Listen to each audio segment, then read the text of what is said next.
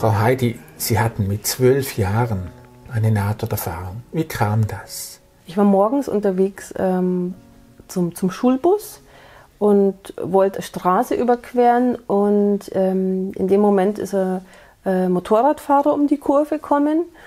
Im Nachhinein weiß man, dass der relativ schnell gefahren ist. Und also den genauen Unfallhergang weiß ich nicht. Da gibt es keine Ergebnisse oder sowas. Aber ich weiß, dass es mich sehr schwer am Hinterkopf getroffen hat. Ich bin auf die Straße geknallt und war sofort bewusstlos. Ich kann mich auch an nichts erinnern, was beim Unfall selber passiert ist. Was haben Sie da erlebt? Also zuerst war es ganz still und also es war eine ganz tiefe Stille und es war erst einmal ganz dunkel und dann habe ich mich von oben gesehen. Also ich habe mich ungefähr, vielleicht 10 Meter oder so von oben gesehen und habe genau sehen können, da liege ich, da ist das Motorrad, das ist umgekippt. Ich habe auch den Motorradfahrer erkennen können, was der anhat. Also ich wusste, dass der eine Lederjacke angehabt hat. Ich habe auch gesehen, also ich weiß auch heute noch, wo ich da, in welcher Position ich gelegen bin. Und es war mir klar, es ist ein Unfall passiert. Und das war nichts Schlimmes in dem Moment. Es war einfach nur die Erkenntnis, jetzt ist was passiert. Also völlig neutrale Wahrnehmung. Ich habe keine Angst gehabt, ich habe mich nicht erschreckt und habe von oben alles so beobachtet und habe auch beobachtet, wie der Motorradfahrer mit meinen Eltern gesprochen hat. Also die haben den Unfall gehört und sind dann dazugekommen und das habe ich alles von oben beobachten können und ja, das war eher, es hat mir ein bisschen, also ich habe mich sicher gefühlt, weil ich habe gewusst, was los ist und ich war in dem Moment nicht kindlich, also das war einfach nur eine Beobachterperspektive, wie wenn man Fernsehen schaut. Ich hatte kein kindliches Gefühl von, ich will zu meiner Mutter oder irgendwie sowas, was man meinen könnte vielleicht, sondern ja, das war fast ein bisschen wie Erwachsensein damals. Ja. Als nächstes kam dann das Licht, das war das Schönste in dem ganzen Erlebnis. Also ich kann es nicht als Tunnel beschreiben. Das kam auf mich zu mehr. Also ja, ich habe eigentlich nichts tun müssen. Das hat sich angefühlt, als würde ich schweben und als würde das Licht auf mich zukommen und als würde ich völlig drin eintauchen.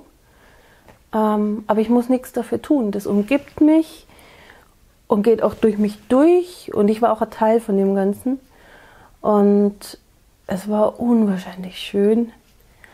Es war unwahrscheinlich friedlich und ruhig auch. Aber keine Stille, die jetzt Angst macht oder Einsamkeit oder so, überhaupt nicht. Eher so tiefer Friede war das. Das war wunderschön. Und es war warm und geborgen war es. Und ich habe mich einfach aufgehoben gefühlt. Ja. Wie kamen Sie wieder in den Körper zurück? Das hat noch ein bisschen gedauert. Dann ging es weiter, die Reise. Und das hat sich angefühlt, als würde ich weggezogen werden. Also so wirklich nach oben, wie wenn mich jemand an einer Schnur hochzieht oder so.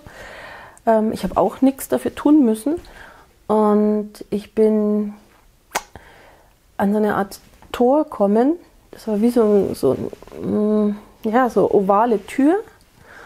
Und es war so ein bisschen, wie vernebelt. Und ich habe 3 Gestalten gesehen. Ich habe eine Gestalt im Vordergrund gesehen und 2 im Hintergrund. Und ich habe sie als ohne Gesicht wahrgenommen. Das waren einfach nur Umrisse, so Schemen, wie Schatten, ein bisschen. Und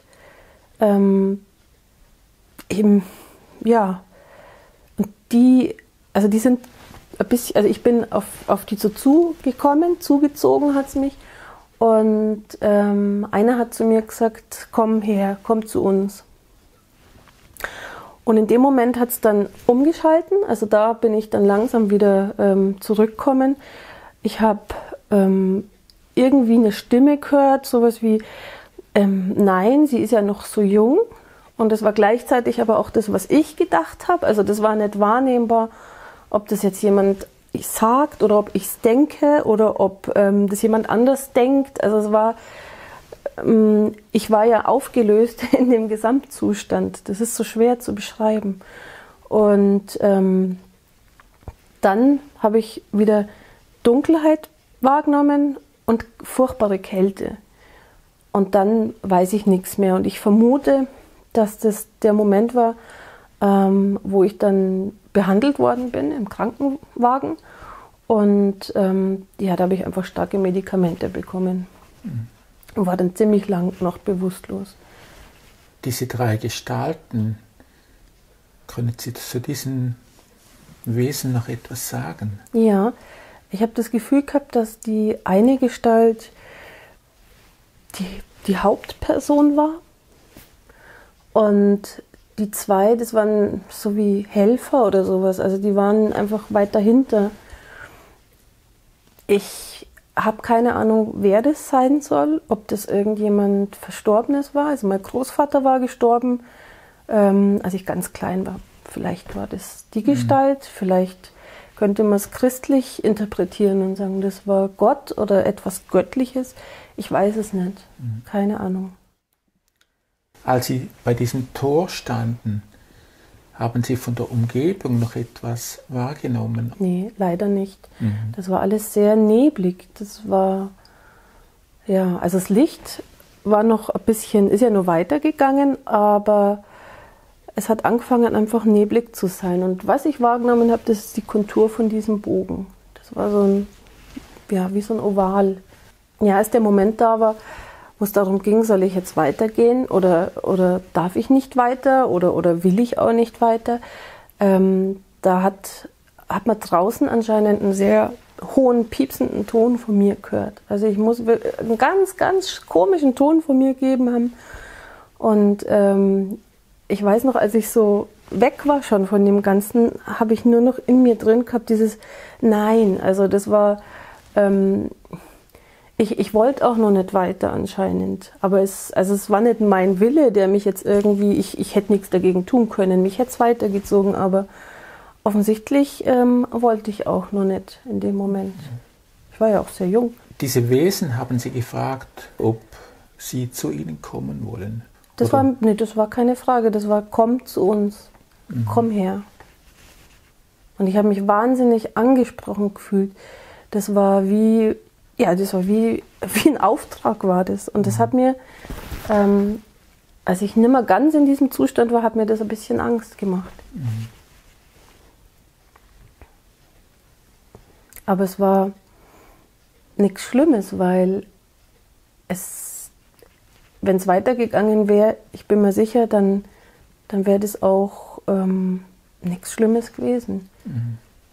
Ja, dieses Ängstliche, das war dann eher schon, als ich so halb wieder im Normalzustand, also im anderen Zustand war, als ich langsam wieder so runtergekommen bin.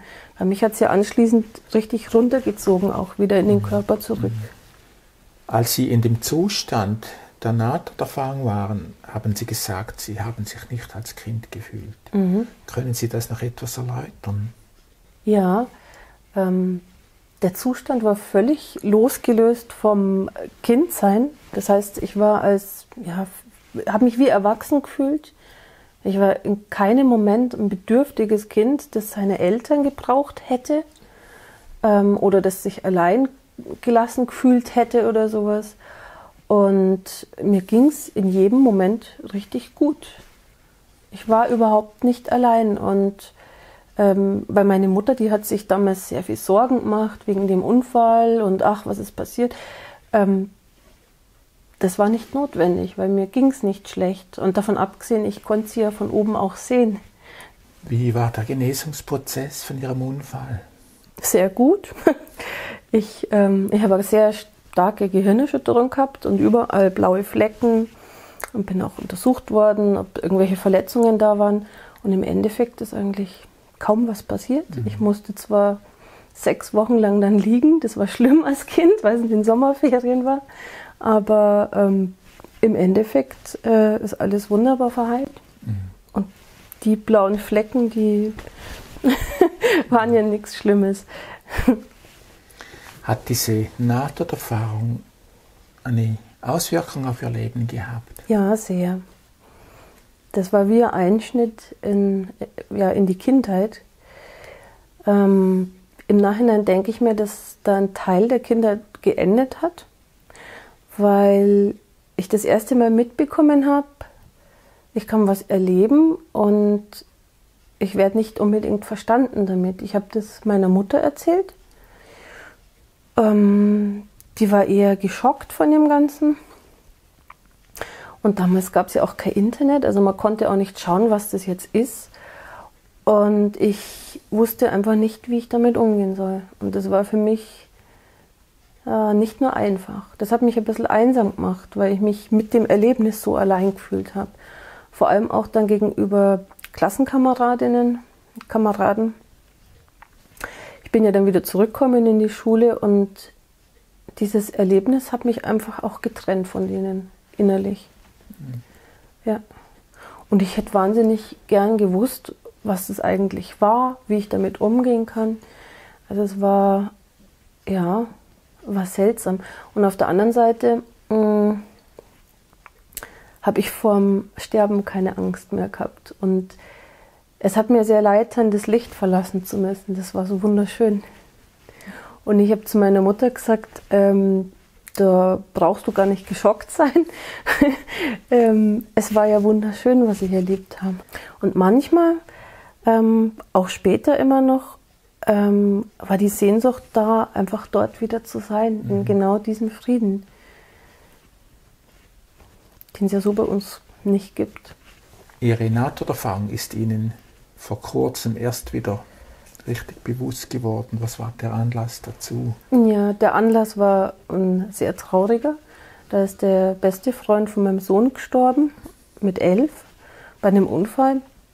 Und das hat mich einfach zurückerinnert an das Ganze. Und das erste Mal habe ich mich da auch wieder beschäftigt mit der Frage, was passiert denn, wenn wir sterben oder kurz davor sind. Ja?